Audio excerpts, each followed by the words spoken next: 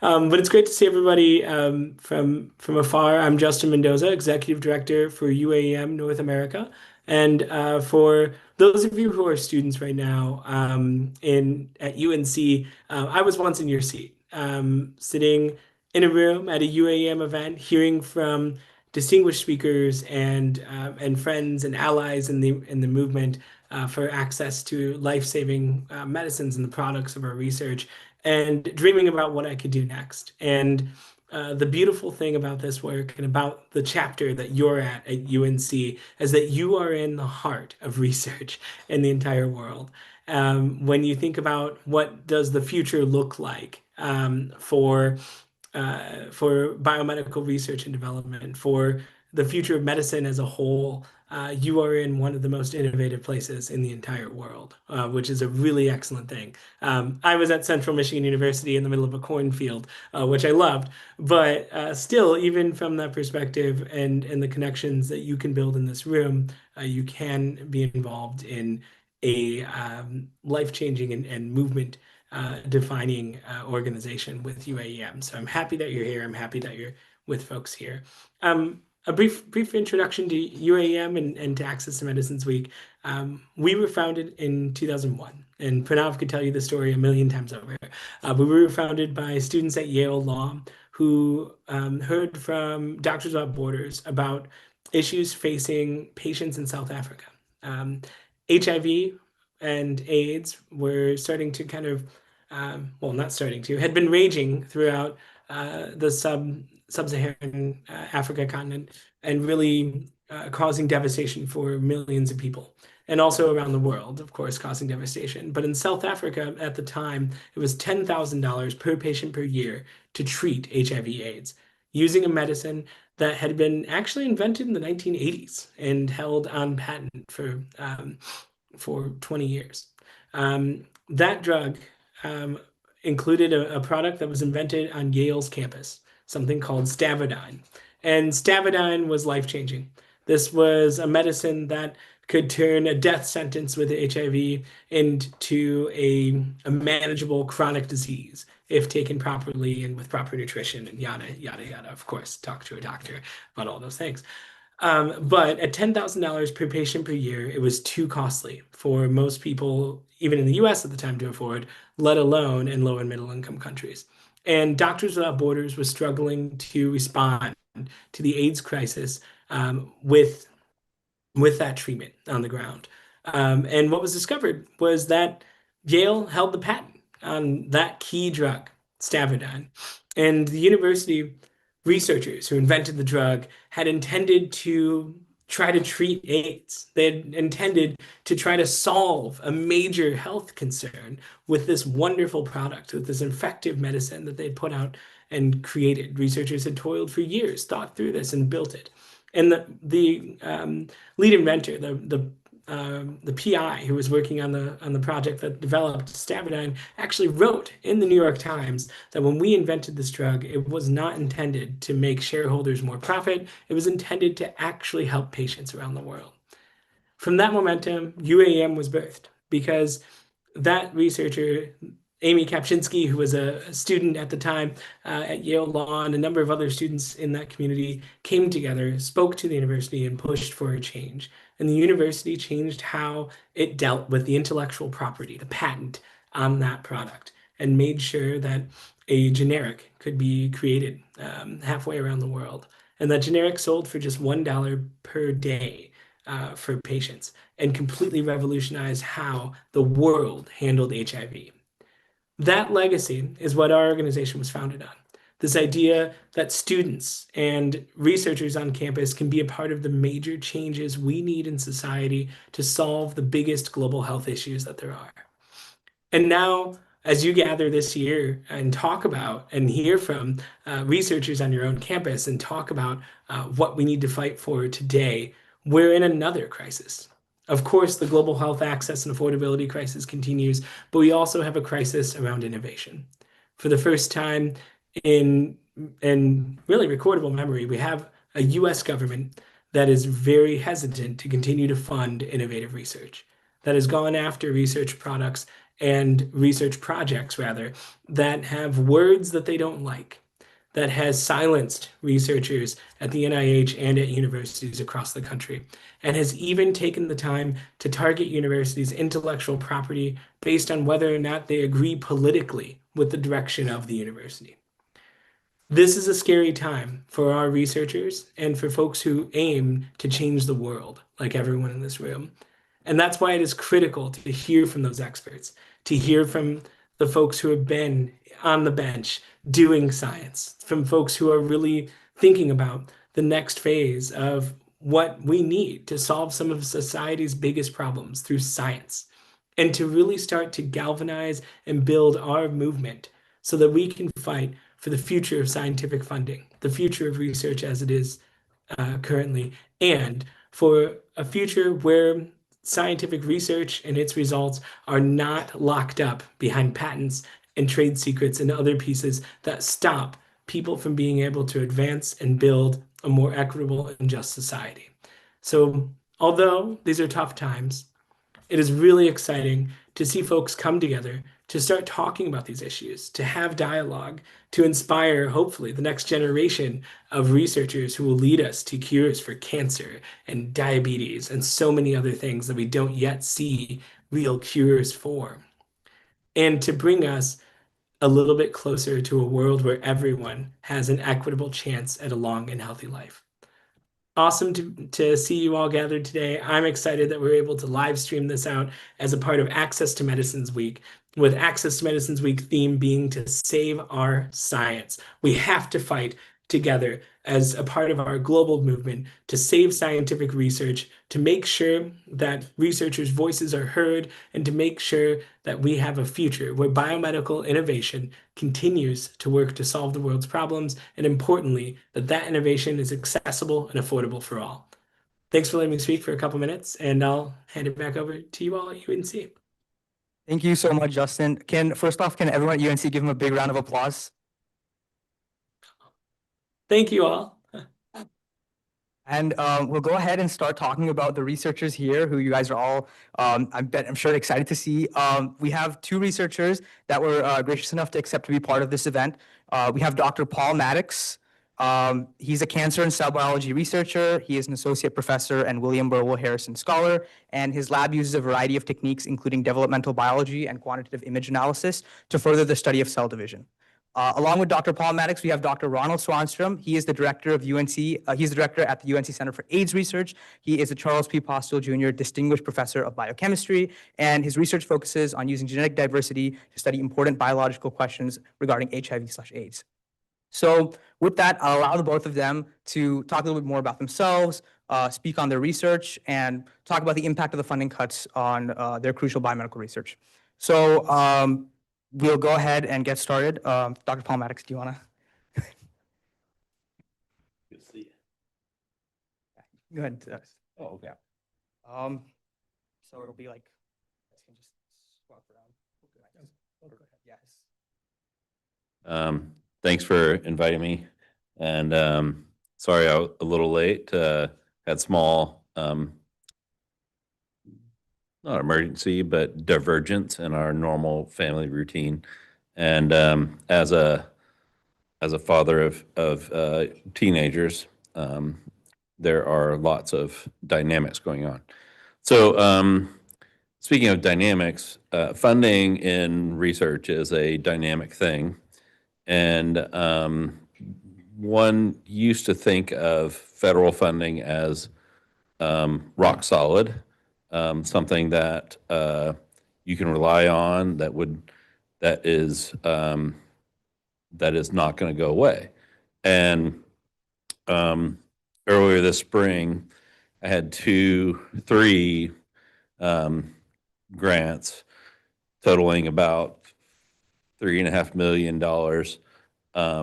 that were sort of disappeared, and that sort of so normally in a funding cycle you expect things to come and go, but you plan for that. But if somebody takes it away from you, it takes a year basically to write a proposal and then hopefully get it funded. And so, but if somebody takes your research, your funding away in the middle of that, it's it's a shock to the system. It's an acute injury, and that I had to fire 6 people.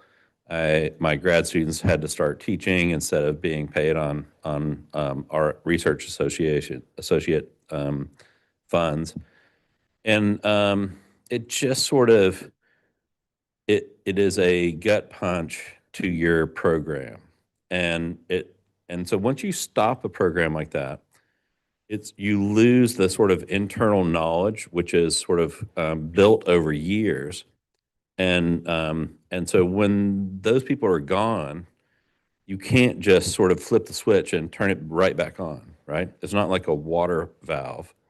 It takes a long time to get people trained to a certain level to do things, and that's the real sort of damage that is done in these real acute, like and they brag about the surgical precision of these things, and it just is really unfortunate. I will say that I have had a NASA grant reinstated randomly, like months later. We got an email saying, "Oh, guess what? Your grant's going to be funded," when we were already told that it wasn't going to be funded.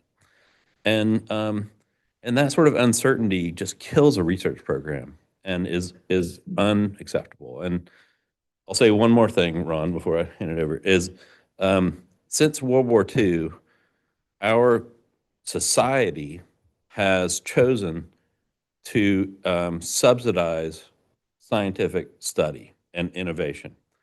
And and I the same way we subsidize farming, right? But because people think farming is important, I mean, food's important, so research is important, but we don't think about that as an act of our tax dollars. It's just a passive thing that happens, and so to just sort of throw that to the wind is a terrible act, and I think if you choose any person walking down Franklin Street, go down to Pittsburgh, go to any place in this state, and ask them, do they think cancer research should be funded? They would say yes, and they would. But then you ask them how it's funded, they would say, well, I don't know, and so if you ask them how farms are funded, they would say, well, farms are subsidized because it's important, right? And so we as scientists, it behooves us to say, you know what, you good people of the United States are in fact subsidizing our work, which is and we appreciate that and thank you. And so it would be good on us to turn around and say thank you to other people. And so that's an important message, I think, that I wanna say. And I'll turn it over to Ron. Well, Paul, you said a lot of things that I could have said, and it wouldn't have been said as well. So when we shared similar experiences with what's going on, because in our world, the university and our activities are really built on funding in the laboratory.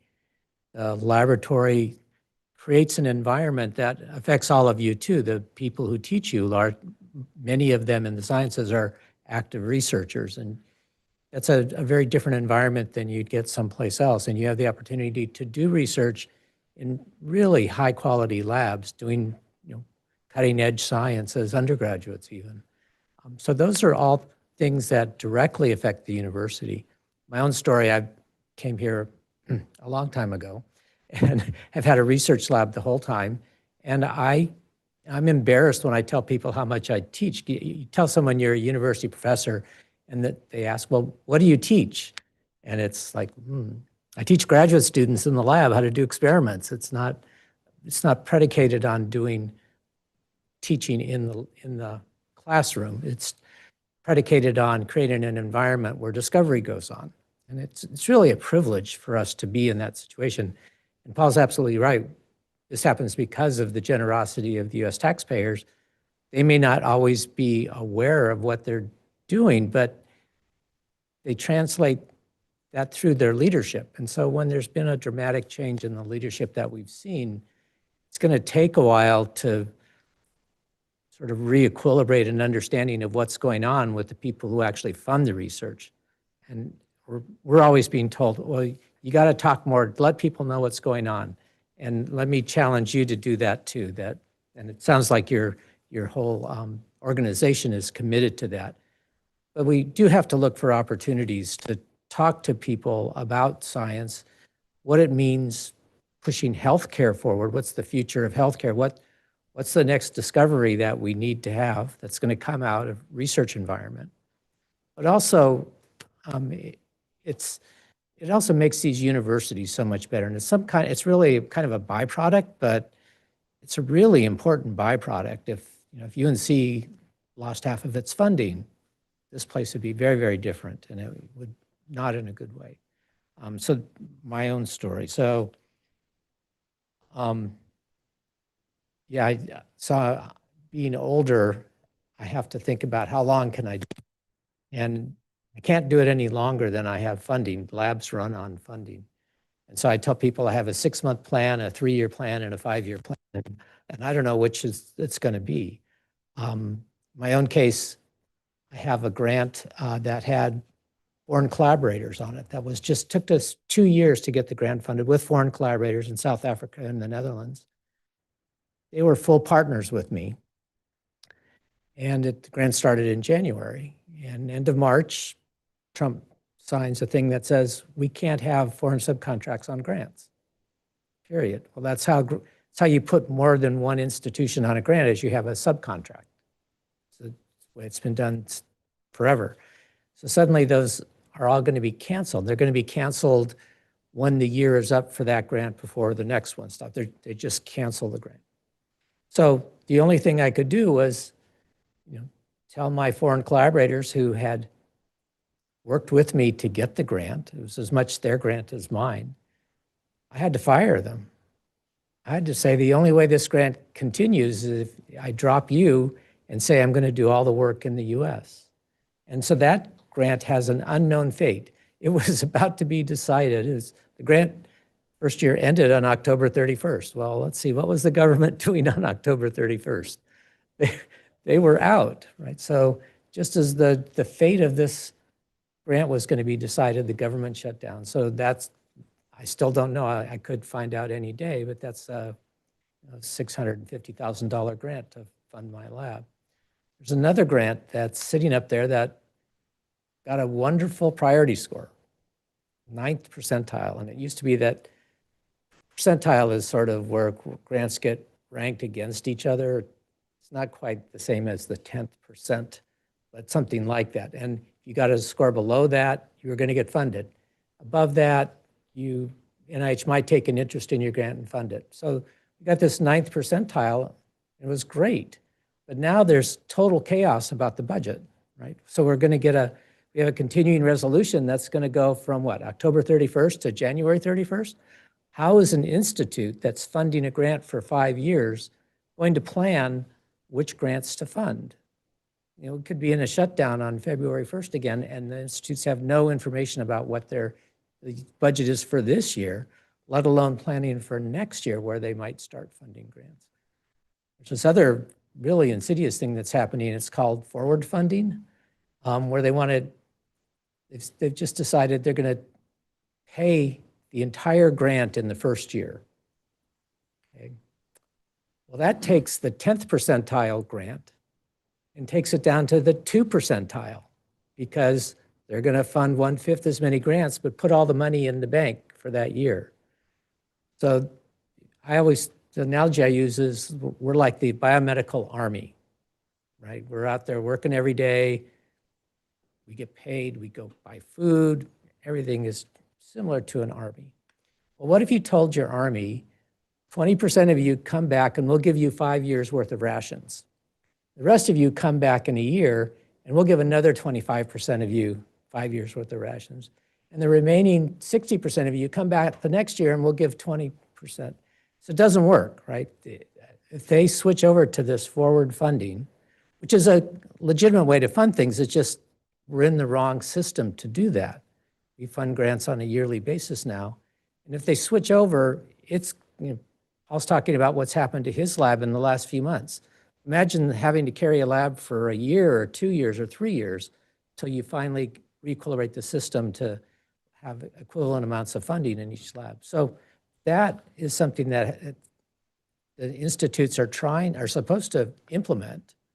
And if they do, people like me don't have a chance to be around that long.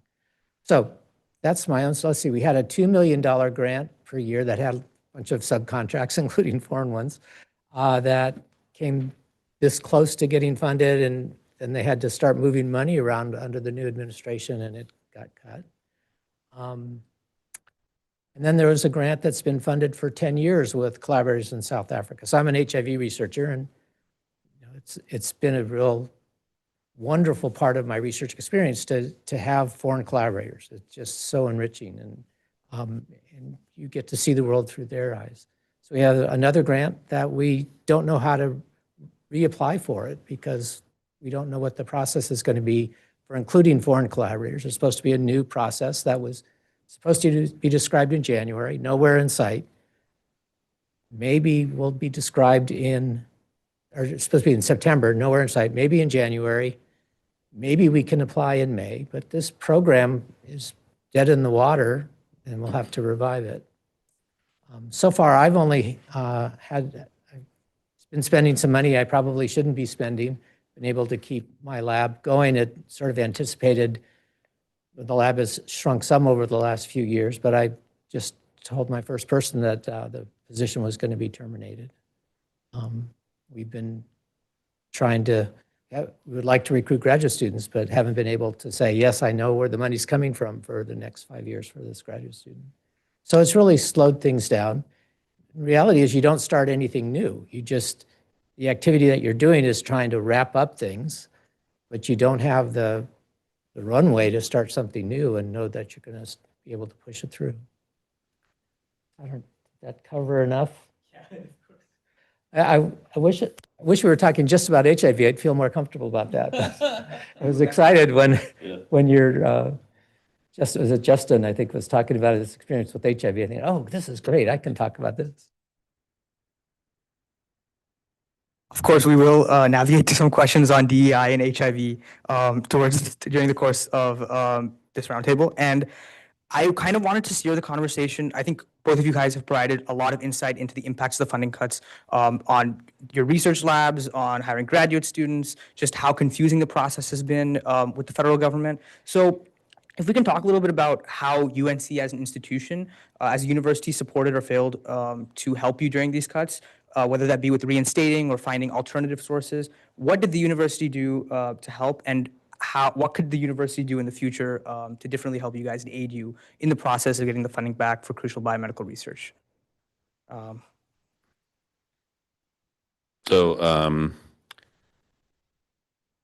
When you join as a research faculty, you sign a contract, and that contract says you are responsible for all spending from your lab personally.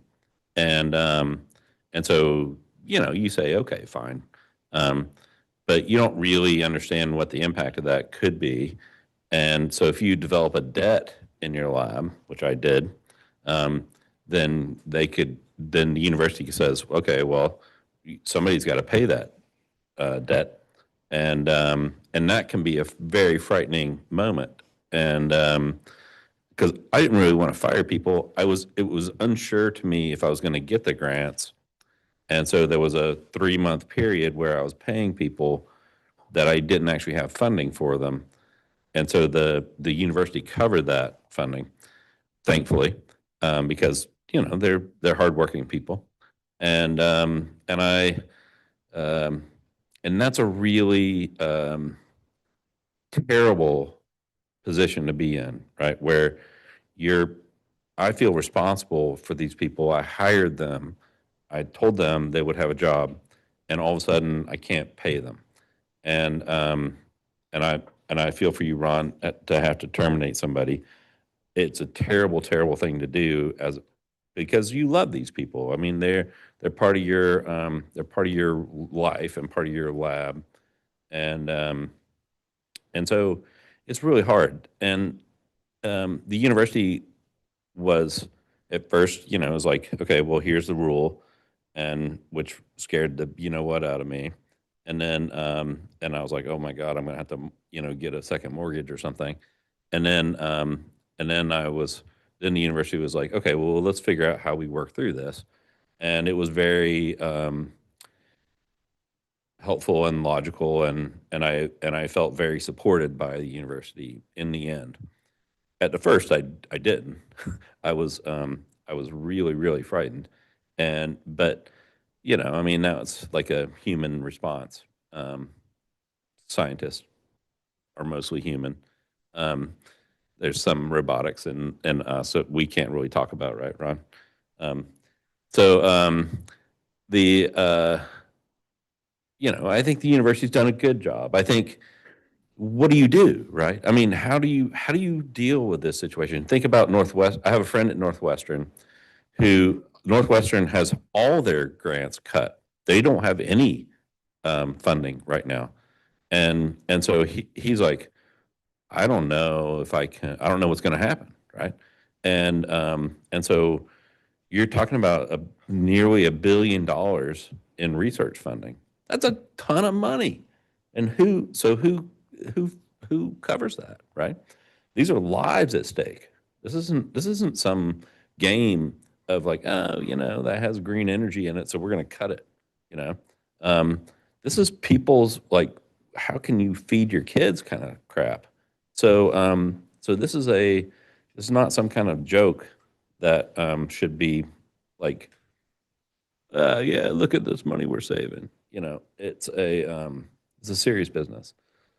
Um, I probably shouldn't go on, but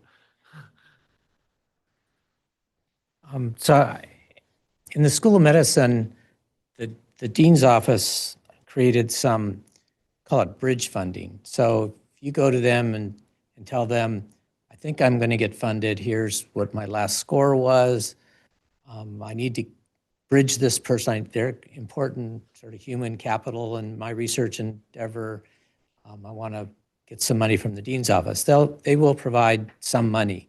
It's not the money that you lost, but the goal is to keep research enterprise intact as much as possible. The university has lobbyists, and they spent a lot of time up in, and I'm sure still do, in Washington, D.C. I would like to point out that our Senator, Tom Tillis, I think was on the right side of all this argument, and he's one of a handful of Republican senators who have kept the NIH part of this alive and at least functionally. Right now, a flat budget would look great, and in the budget documents that get generated coming out of the Senate, there's at least a flat budget. So there's heavy lobbying by all academic institutions. The School of Medicine at least has tried to provide bridge funding. They can't replace the lost funding. I would say that once you get down to the department or the school level, there's this money that comes into the university and it sort of percolates down, but it doesn't all percolate down. Every level of the administration, starting at the top, controls a significant chunk. And we all argue or wish that more money would come down to, we think of ourselves as the people generating the money by writing the grants, but everybody has a different view. And then there's the endowment. And this would be a wonderful time to have the chancellor say, well, we're going to commit $500 million out of the endowment to make sure all of these research grants stay in place for at least a year, or something like that. It wouldn't even take 500 million, but I haven't heard that type of language. At Harvard, where they lost all their funding, there's like $250 million that were provided short-term, which helped, but it really didn't replace the capacity, the research capacity that was being damaged. The other side is that, why did these institutions lose money? Well, it's not for very good reasons. And so universities like UNC live in fear that they're going to say the wrong thing in public, or somehow get on somebody's bad side in Washington, and suddenly there'll be an excuse, say, we're going to terminate your funding. And even if it all comes back in 6 months or a year, how much damage has been done? Yeah. And so it's really a precarious time. So I forget what the question was, but I'll say one more thing. sure. Ron and I are in different schools. I'm in the Arts and Science, College of Arts and Science, in the Department of Biology. We have different sort of governance, but we have the same chancellor. Um, and so there are subtleties that are different there. Um, I do teach a significant amount of you all. I don't see anyone I've taught before, thankfully, because I don't know. People either love me or hate me because I'm a bit of that. But anyhow, yeah. Overall, I think UNC has done an okay job with a shitty situation. Sorry for my language. It's past time for like civil language, but we have avoided the pitfalls because we've been very conservative about how UNC is very conservative about how UNC approaches this situation, and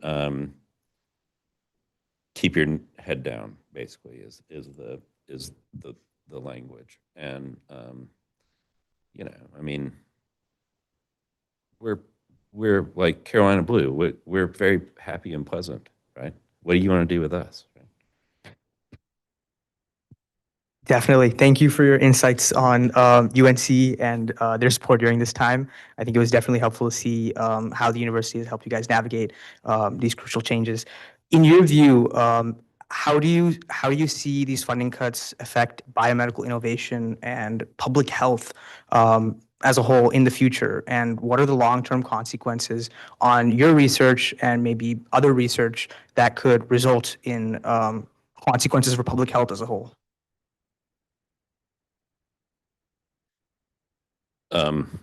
I'll preface this by saying I have to leave soon because of some family issues we're having. Nothing too major. It's just having a family. My wife is in Toronto. She gave a talk today, and we'll give another talk tomorrow, I believe.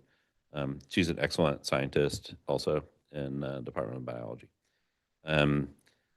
So the impacts. Sorry, what was the question? Yeah. So the impact on my own lab, I'll speak to that. Is there's only one word for it, and I say it's tragic. It's basically stopped my research program, and this sort of funding cut hit me my research at a very vulnerable time where I was turning over graduate students, and so the knowledge infrastructure was leaving, and I now I don't have money to keep on the sort of technicians who would have carried on the knowledge that was going forward, and it was really crippling. And I'm not afraid to say I went into a pretty deep depression in the spring when I learned that I had to fire people. And research is my identity, and I'm sure Ron would agree with that. It's how I. What do you do? Oh, I'm a researcher. I'm a scientist. And when all of a sudden I no longer can do that. It was a real shot in the gut. And One of the first things we've kind of all forgotten about it now, but you may remember this happened in the spring was um, they they closed an entire arm of the government called USAID. So I got to see USAID through the world of HIV, where infrastructure in lots of countries that have high levels of HIV came through USAID.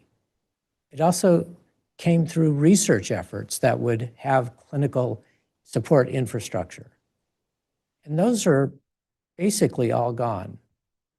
And that was real tragedy.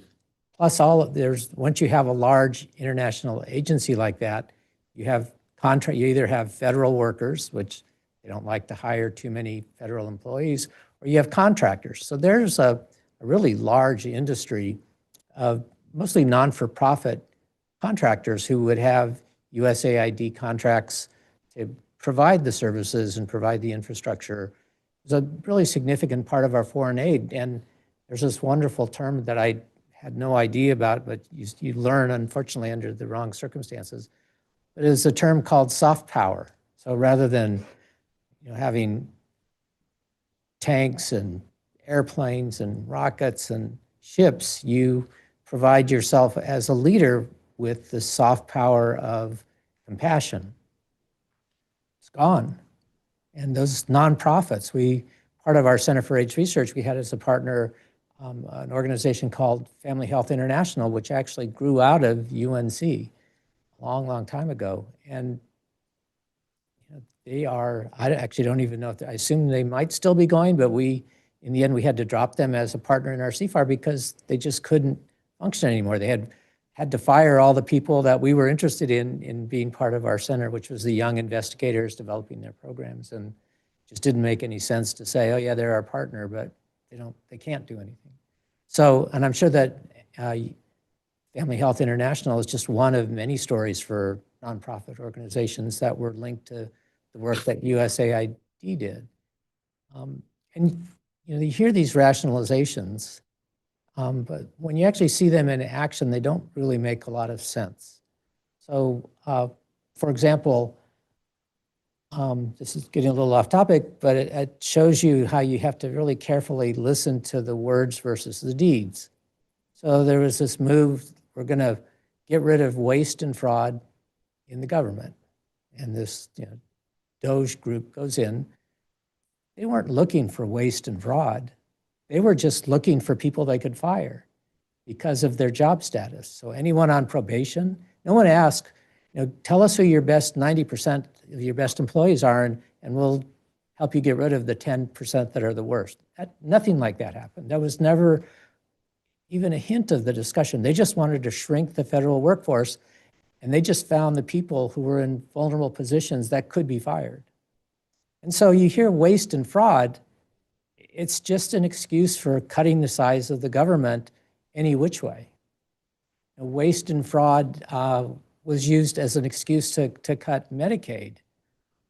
I don't think there's anything, no one went looking for waste and fraud. That's not how they did it. They just want to cut the budget, so they throw around the term waste and fraud to make it sound like they're doing a good thing. And now we're going to have hundreds of thousands of people without health care.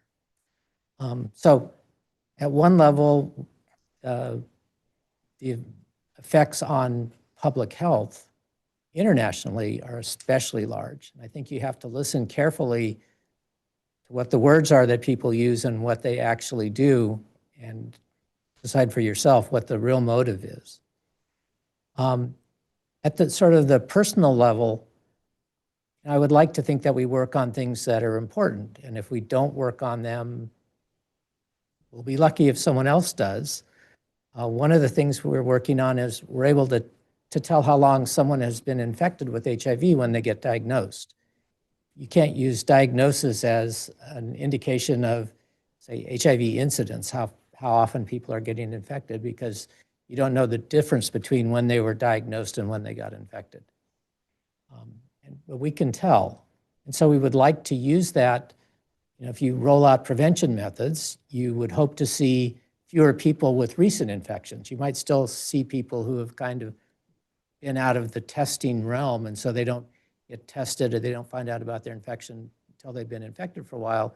But for the people who are getting tested, if you have a really good prevention method, suddenly the people with short-term infections would be gone because you prevented those infections. Another place where we'd like to use this is to identify people for cure studies. Now, if you think about cancer, if I have cancer, I want to know about it as soon as possible. The cancer gets harder to treat the longer you wait. In fact, if I have cancer, I want to start cancer therapy tomorrow, right? I don't want to wait any longer. So we have a little bit of a difference with HIV. Yes, the disease progresses over time, but once you start therapy, you freeze everything. Okay, so we don't need to start whatever we're going to do for a cure tomorrow if someone's on therapy. But we would like to know how long they were infected when they started therapy, because if you're going to test new strategies for cure, you'd like to do it ideally in people that would be the easiest to cure, to show that you have a method that works, and then you can figure out how broadly can I apply this method. So we can tell how long people have been infected, and so we would like to create cohorts of people who are on therapy and who are stable, but then as cure strategies and cure studies come along, we could help stratify those people in the cure studies to see if it makes a difference if they started therapy early when their immune systems were most intact, as opposed to waited 6 months, a year, 2 years to start their therapy and had more damage done to their immune system. So those are just 2 examples from my own lab that things that won't be, those are short-term applications. And then I'm always amazed, we're not nearly as smart as we think we are. And so when we make discoveries, you can't really predict. The gene editing strategy now, you may have heard of it, it's called CRISPR-Cas. It's, it was discovered in a bacterial system. The whole molecular cloning came out of bacterial restriction enzymes. Again, the same bacterial host immune systems. If I wrote a grant and said, oh, I want to go searching for bacterial host immune systems, probably most people would yawn. And yet some of the most profound discoveries that are affecting certainly molecular biology, biotech companies, and now impinging into medicine came out of these studies where you wouldn't have been able to predict where they were coming from. They're important things that we work on where we hope as we plow through and learn things, we'll get to a point where we know something new. But there's also this range of activity that goes on where we discover things that we couldn't have anticipated. And so, that all slows down. The more focused you make all research, the less chance you have for that to happen. So, there's something to be said for working on important problems that you have to solve. And there's something to be said for the diversity of topics that you study, because you're going to learn things that you could never anticipate. We're not smart enough to understand these systems. I always laugh that you tell someone about your research and you say, well, it started all sorts of new questions. And someone will say, well, when do you get to the end? Well, the answer is we know so little that as we know, and it's like peeling an onion, when we know the next level of things, only then do we know what the next question is going to be. We couldn't have anticipated it. So research is this wonderful enterprise that will certainly consume my lifetime and it could easily, hopefully will consume many of your lifetimes. And there's plenty to learn, things to learn that we can't even anticipate now. And we won't know them until we go study them. That's very well said. And I'm just going to say a few words before I have to take off. There is no end to biological research, and so that's one of the things there that you can't. If you're looking for the end, well, you're going to be looking a long time. I was a physics major when I was an undergrad here at UNC in Phillips Hall, and I had an epiphany one day that if I really wanted to discover anything, I was going to have to work at the CERN or some place like that, or stare at the sky for long periods of time. Because physics is there's not a whole there. It's difficult to make a groundbreaking discovery. In biology and biological sciences, there's so many problems that we just have no answer to right now, and you trip over problems when you walk down the hall, and so it's fertile ground. There's so much we don't understand about our own selves, right? And and so I encourage you to think about think outside of the box, and um, and like Ron said, some of these the greatest discoveries that led to Nobel Prizes weren't published first in Nature. They're published in, RNA or something, and they're not published in they're not well recognized at first, right? That it's the hard work that gets you to the prize, and so and there's a Nobel Prize winner that walks around our campus all the time, Aziz Sanjar, and you'll see him walking around. He doesn't really drive very much, and he's walking around, and um, I mean, it's people like that sort of make things go forward, and like Ron, and and who really care about what's going to happen. So you guys are so you're all undergrads, right? So I teach undergrads every semester, and um, I'm impressed by you all, right? You all are smart. You have skills that I didn't have when I was in your position, and you have sort of abilities to go forward and do things, right? So so it's up. So Ron and I are arguably negligible in this in the process here. Um, Sorry, Ron, I threw you in with me. Um, but you all are the people who are going to really make a change, right? And so so do it. Just our job, Ron and I's job, is to give you the environment to excel. Your job is to excel, and so I'll just say that to you, but as I leave is you know every day is a new day. Excel, right? What are you going to do today? I'm going to excel, and just go get it, right? It's out there, and yeah. So thank you, Pranav, and I appreciate the opportunity. Ron, it's great to see you. Yeah, it's funny. I have to we come to these things to get together, but you all have a great evening, and thanks so much. Yeah, thank you so much for Dr. Swanstrom. Thank you. Okay, I guess we can start navigating the conversation to DEI and health equity related questions, more on HIV and AIDS and the impact of that on certain populations.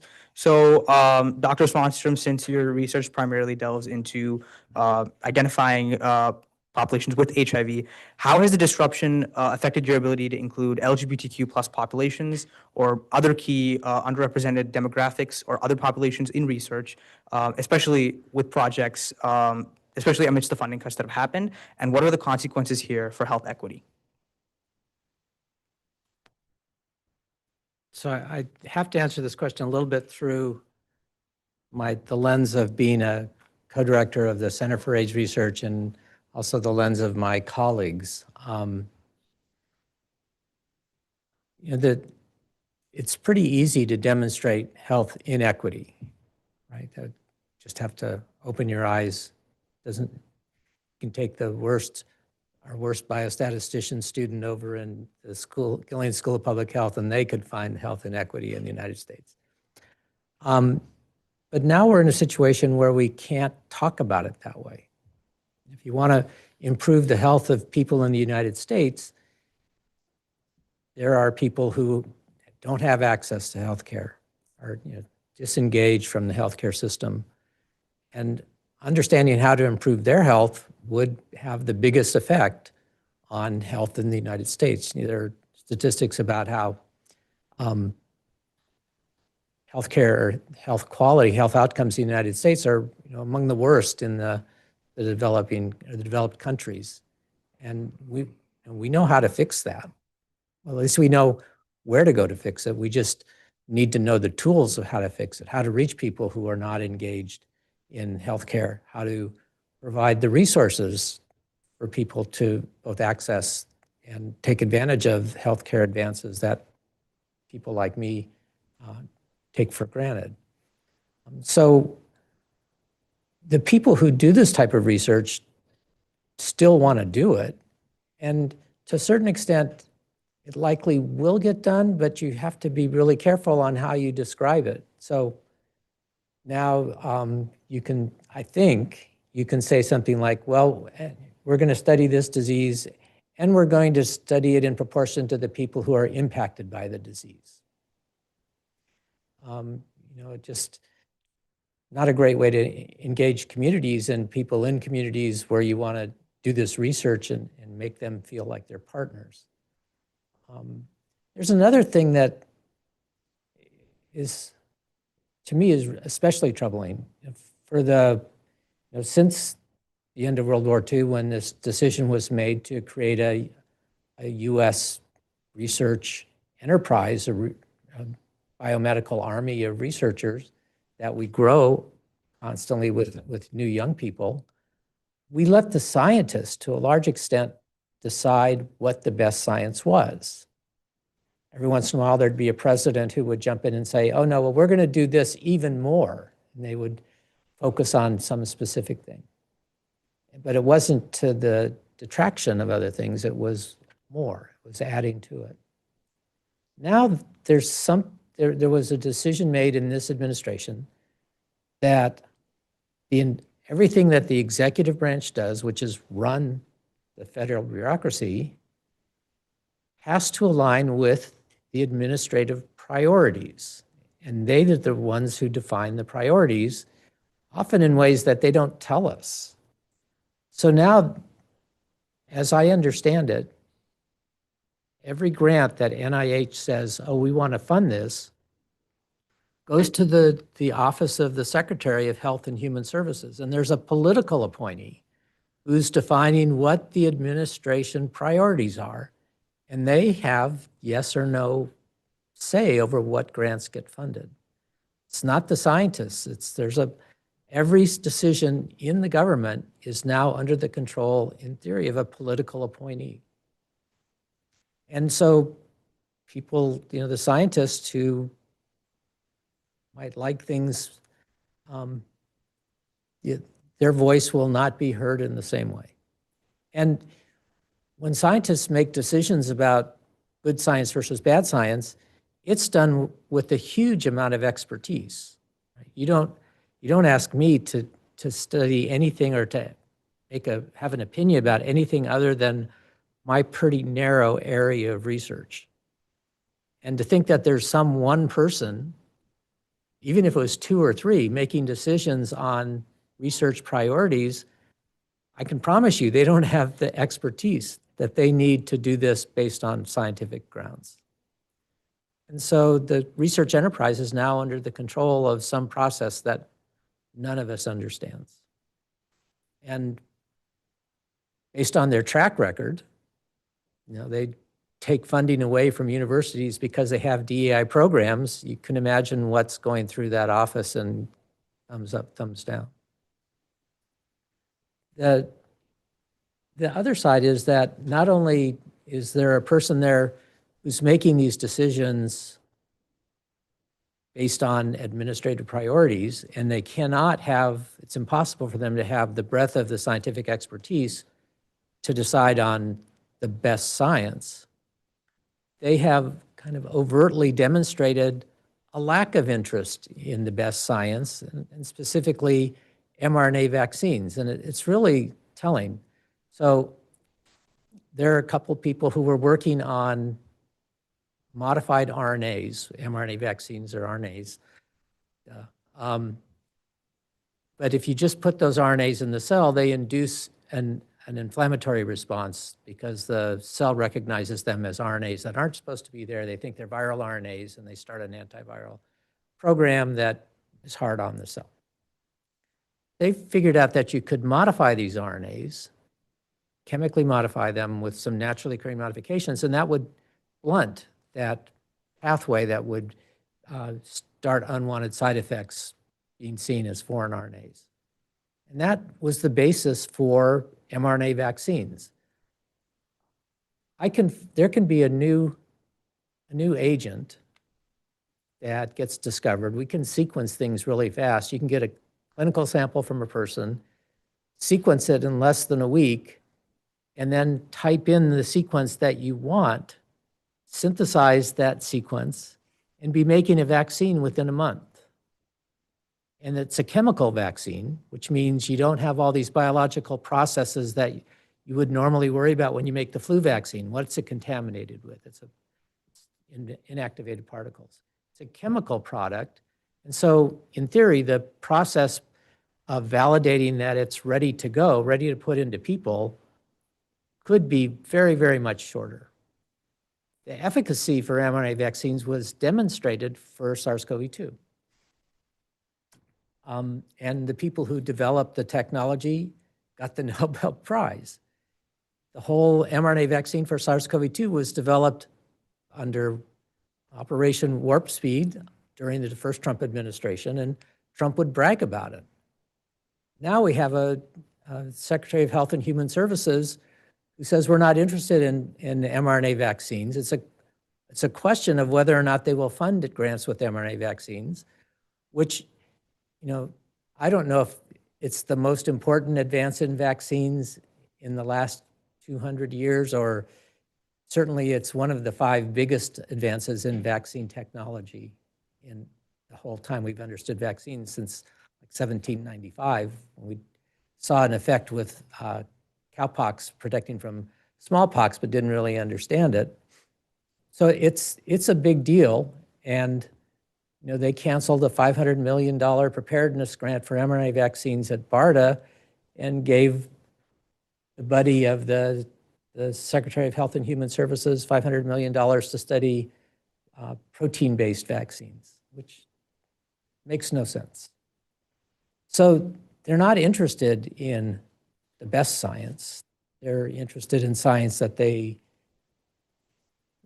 in their own imaginations, they have some reason for picking and choosing. It's ironic, there's now this term coming out that the scientists have to live with that's called gold standard science.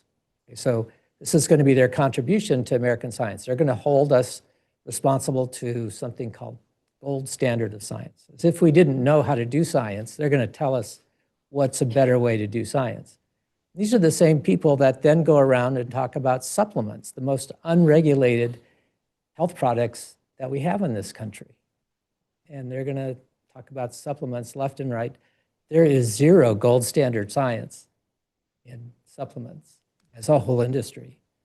And somehow they belittle our science by saying, oh, we're going to hold you to a higher standard, and we're going to call it gold standard, gold star science. So it's a very strange time. The intellectual leadership doesn't make much sense. And getting back to your question, DEI, they turned it around and decided DEI was reverse discrimination. And that's the end of the discussion. And so it becomes very hard to attack problems as they really exist. There's certainly funded research projects that were terminated and won't get started again. And one of the things that you can sort of point to is over the last maybe 10 years, we've done a better job of having a more diverse faculty. It's still embryonic, but trying to engage broader communities. And not surprisingly, when we add more diversity to the faculty, we get more diversity in their interests, which is great. But these are all young people for the most part, and they're the ones most at risk. If you have these gaps in funding, they're the ones who are most at risk for developing their careers at these really critical moments. So, it's really unclear how much damage will be done, but damage is being done, and how far it'll go, I don't know. Thank you so much for those words on DEI and, of course, the impact of that on specific populations. I think we can go ahead and pivot to the Q&A aspect of the event. We're here to take questions from the audience, from anyone that's watching the live stream, anywhere around the country, globally, through UAM, so we can get that started. So anyone in the room, first off, do you have any questions do you have any questions for Dr. Ronald Swanstrom in regards to the impact of the funding cuts on his research, any research, and the impact of that on expanding DEI?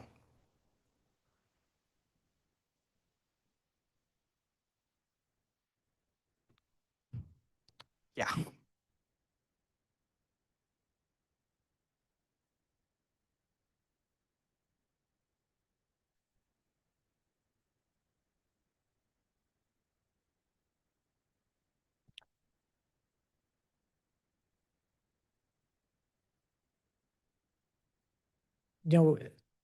It's unexpected at several levels. The money was there. The money was appropriated. So, we had cuts in NIH funding in the past. That's the responsibility of Congress to pass the budget, and sometimes it goes up. Most of the time it goes up. There's been this generosity over my whole lifetime, and every once in a while, the whole government gets cut, but the institutes, the NIH institutes are allowed to manage those cuts. So, I might keep my grant, but I'll have a 10% cut. Well, I don't like a 10% cut, but doesn't mean the end of my program. That's understandable, and that's fine. It's this idea that the executive branch doesn't have to spend the money that's been appropriated. That's the hard part, because it's not clear. We actually went through this in the 1970s, and Congress passed a law, and the president at that time signed it, so it is the law, that says this process of rescinding funding can be done by the executive branch, but there's a process that they have to follow. And they just ignore it, and there's nobody that's going to hold them accountable. And so like I said, we went through this and set up a process for how it could happen, and it had to happen. It could happen over a short period of time, but then it had to have the consent of Congress, who had allocated the money to go forward. And that process has just been ignored, and with no enforcement. So I don't know. It's based on a total lack of respect for the way we've set up our government, how our government functions, how the branches of the government relate to each other, how they respect the responsibilities that each branch has. So that has just fallen apart. If part of it is it's all the same party, and these parties, we've become so tribal in our parties that one party doesn't damage itself. But, the one time we actually came close to impeaching a president, it was his own party that was willing to say, this is wrong, and we're going to help be part of what impeaches you. There was more respect for the government than the tribalism to the party. And it just feels like we've gotten away from that. And in fact, some of the people who are like that, they get pushed out of government. People who sort of put country before party are often the ones that are abandoned by their own party. So I think as long as there's homogeneous control of all the branches, then there's not much of a voice for how you would fix this. If that changes, then it's possible that to get things passed, they would require that there be more oversight on spending, or more assurance that spending would go through. But right now, there's this idea that the executive branch controls everything once it leaves Congress, and they can kind of do what they want, at least by subtraction. regardless of what Congress said. So I don't know the answer to that. I'm pretty sure that this is, that I know for sure that this, well, a long time ago, Richard Nixon tried to not spend money that had been allocated, and that resulted in a change in the law.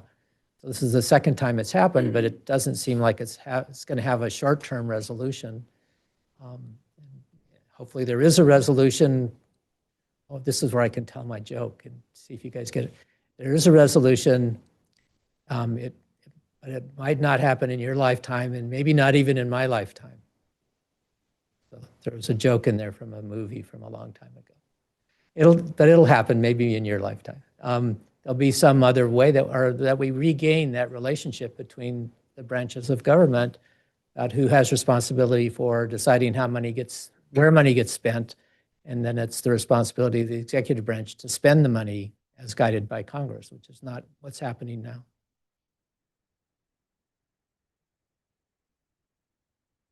Thank you so much for that. Are there any other questions in the audience before we go to the live stream and people have questions there? Yeah, one second.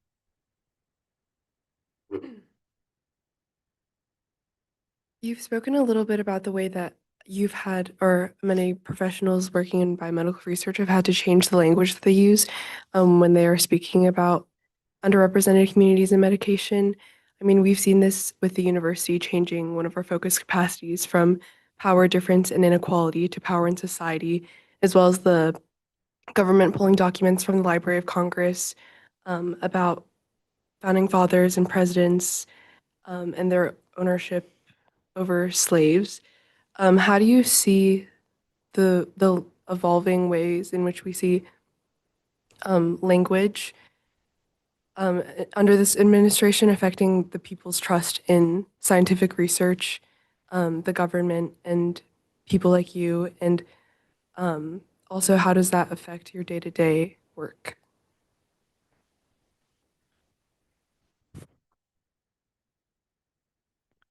So I'm a bench scientist mostly, so my day-to-day work less impacted, although there are huge disparities, racial disparities in the demographics, racial and sexual disparities in the demographics of who's getting HIV.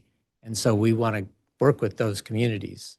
So it's just harder to think about how one would get funding unless you sort of say something more global and just have a statement like, oh, and I'm going to work on impact the people who are most impacted, and without specifying them. Let's see, I'm an old person, so it's hard to remember these long questions. The first part of your question was the changes in language. It's frightening to me. There's this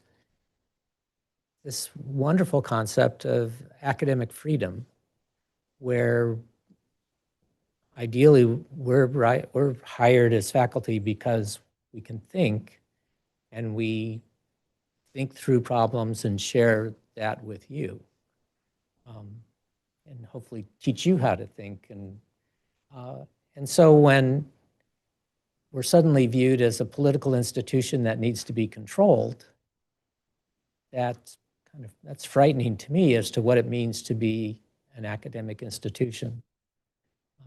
In Texas, people are getting fired because the things they talk about in class, whereas you don't have to agree with everything that a person says, but you should at least come to the university to listen and at least become aware of what issues are and how people talk about them. And to then suddenly be told that, no, you don't get to hear about things, that's pretty troubling. I'm an optimistic person, and I believe that over the next 10 or 20 years, I got to live through the Vietnam War, where there were big changes, but it was through the Vietnam War. And I think our society will slowly move in a more positive direction than where we are right now. And there'll be opportunities to regain some of the ground that we've lost in the last 6 months. but it will take people speaking out. I'll point out that young people, so here's a challenge, and the vote that you're most empowered, or the voice that you're most empowered with is your vote. And people run on elections counting on young people not to vote based on historical trends. And I think you'd have to say that young people helped elect the mayor of the biggest city in our country recently. So these voting margins can be really small, especially in North Carolina. We elected a Supreme Court justice by 700 votes. So there are 100 counties, that's 70 people per county. If you go to the polls and you take someone with you, you just doubled your vote. So I would encourage you to think about, at a minimum, making sure you vote, making sure voting is important for the people you interact with, or they at least understand. And if it takes you reminding them, offering to go to the poll with them, do things like that. That's the very minimum you can do to impact the things that we're going through. Beyond that, letting candidates or letting your representatives know. If you live in a place like Chapel Hill, there's kind of a homogeneous mindset, but you have statewide elected people, and they should hear from you.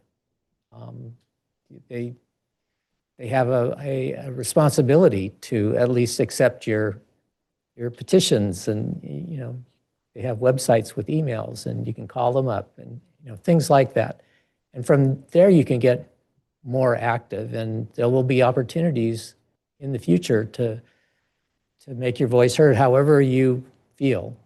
But I would encourage you to, one way to reach more people is to have clear messaging, active participation, nonviolent participation, but passionate engagement that people who aren't there will see and will develop a sense that, oh, this is important.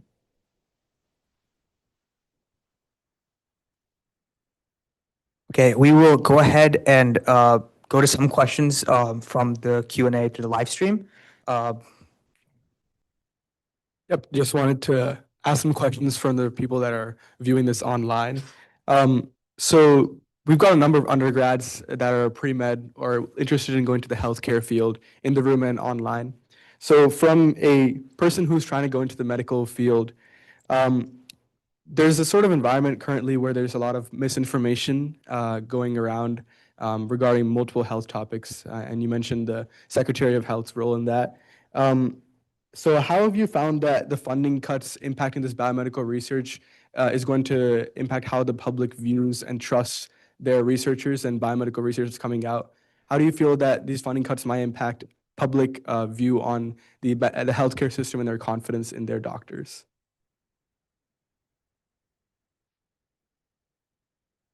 I get up and come to the lab and talk to people in the lab, and then I go home. So I don't get to talk to the public that much, but clearly this is an issue. And so I can't, let me offer a suggestion on how we all can engage in this. And it's something that I have been telling myself I should do, but I don't. So I know I have a Facebook page, but I never use it. But I must have liked people at some point, people that I know, because I get messages that so-and-so has posted, and I never read them. But there's nothing stopping me from commenting on all of those posts, especially if something wacky goes by that has to do with biomedical research. So it seems to me that that's my fastest path to reaching a bunch of people, some of whom I may not know because I don't even know how Facebook works, but they might be friends of friends or something. But to start to say, well, no, that's not right. Here's the way this works. And say that over and over every time you get a chance. especially in social media where you can sort of do it on your own time. It's, it's a little bit harder maybe in a social group where something like that comes up and it kind of killed the mood. But on social media, there's a falsehood that's going across. I think we should all feel certainly empowered, if not obliged, to jump into that conversation. And it's in a medium, especially where it's so convenient, and just say the truth.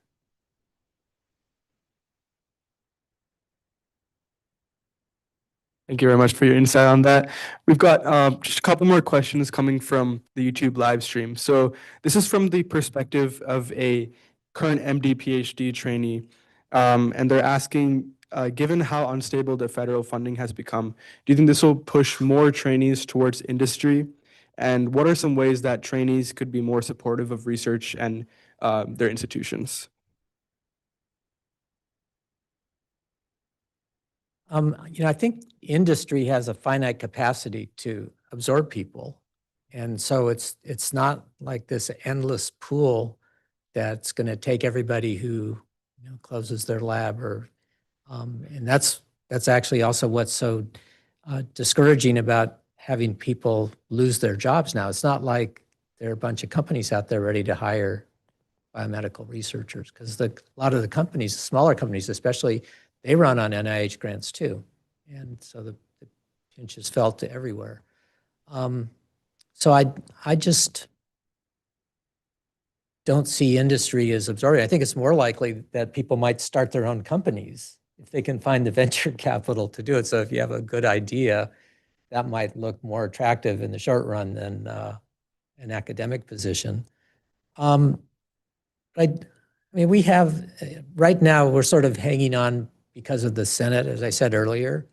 And if they prevail a little bit longer, if we wind up not having this homogeneous government and a little more bipartisan discussion about what is really best for the country, then I suspect that NIH will stabilize. If we have 3 years of the chaos we have right now, then we're all going to suffer a lot, and especially young trainees who are trying to come out of their training and get established in the research world. It's going to be incredibly difficult. But hopefully there will be some stability that comes along. But I don't think industry is the simple answer. Yeah, so there'll be some jobs there, but probably a boom, if we can find the venture capital, a boom in private sector, which would be fine. Most of those fail, but there are, at least for a while, there's funding there and opportunity to try out ideas.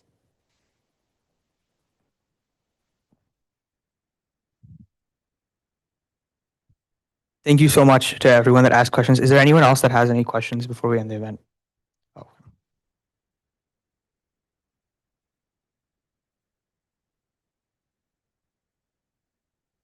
I know you mentioned like the youngsters like trying to use their vote as a way to make an impact on what the government decisions are, but are there any other things that students can do or like the public in general can do to kind of focus and push DEI research specifically?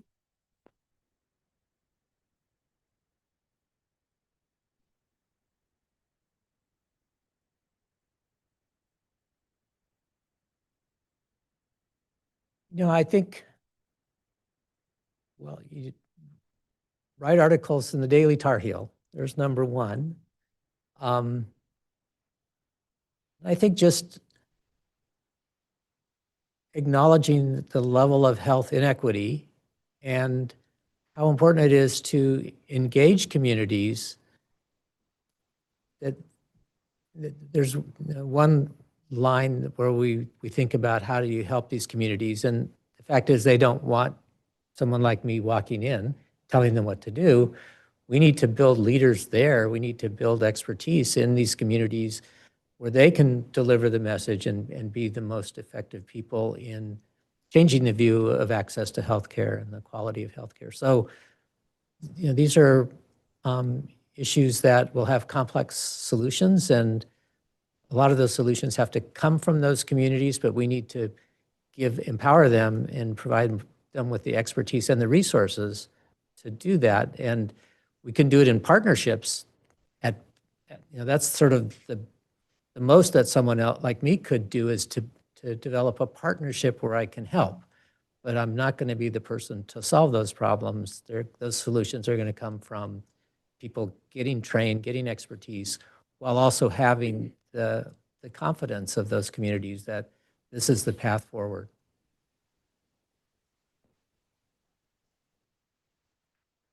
Thank you so much for that. I think we might have time for like one more question. Does anyone have any other questions in the audience? Okay, sure.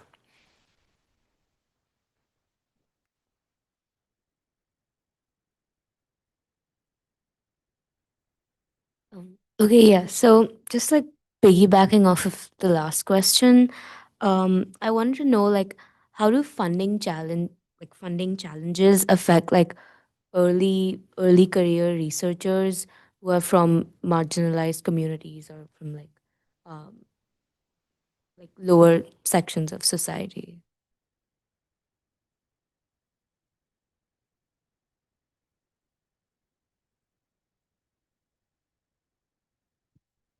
So I think early stage communicators or researchers who are doing,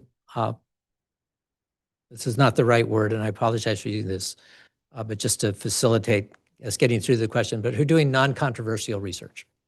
Not that I think any of it is controversial, but just to put a name on it. They're fine. It's somewhat of a meritocracy that we work in for the areas where we want to see people be productive, publish papers, write good grants, and anybody can compete in that. Certainly the quality of training that gets you to that point is going to be important, and so providing those opportunities to get people to where they're competitive at all those things, those are important milestones. And I can tell you that being in a department, it's that much better when you have different people around you, and they certainly attract different students. So you need to have those faculty, because then the students look up to those faculty and they want to be like those faculty. The people, so there are two answers. Young people are going to struggle right now with this uncertainty. They're in a part of their career where they have to be productive and focused. Things have to work. They have to get people in their labs. They have to have funding to do that. They don't get to make very many mistakes at this point in their career. And so if there's a point where there's lapses in funding, uncertainty, they're on some kind of a clock. You come up for tenure, and if you don't get tenure, you have to leave. And if you leave, that usually is not a very good long-term indicator for your career. You're going to leave UNC and you're going to go to a lesser school, and your chances of getting funding from that school are worse than they are getting funding from UNC. So every young person is under that cloud. If people came in with a special interest focused on their communities, that's where big risk comes, because if they're now targeted for those interests, the funding levels go down that much more, even if you try to hide it in the language that you use. I should point out, 6 months ago, these lists of words were getting circulated around that we weren't supposed to use in our grants. One of them was women.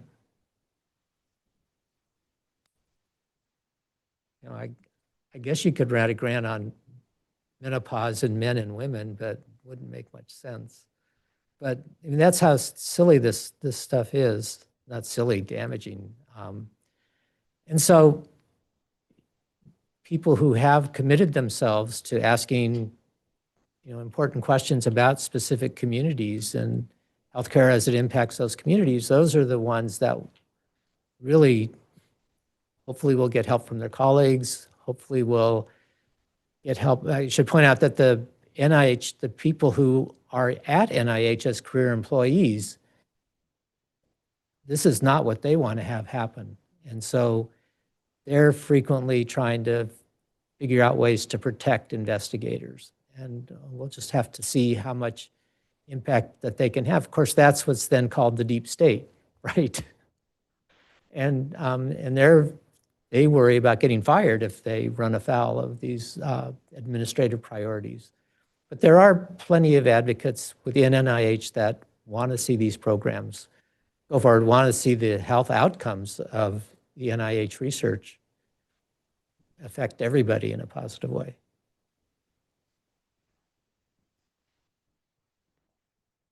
Thank you so much for those words, Dr. Swanstrom. I liked how you mentioned that it's really damaging, the impacts of like cutting funding because of DEI words or any sort of wording within research grants. So I think that's a really big issue. And thank you so much for speaking. Can everyone give a big round of applause to Dr. Ronald Swanstrom? I think there's a lot of work to be done in getting funding reinstated, in working with the judicial offices and any sort of courts that can help reinstate funding both at UNC and at other universities. To everyone that attended this event, both at UNC and across UAM's wide-ranging global network, thank you so much. Thank you to everyone from UAM at the UNC chapter that helped set up this event, to Justin and Cassidy for helping organize the event, and all the students that attended. Have a great rest of the day and be on the lookout for more with UAM's Access to Medicine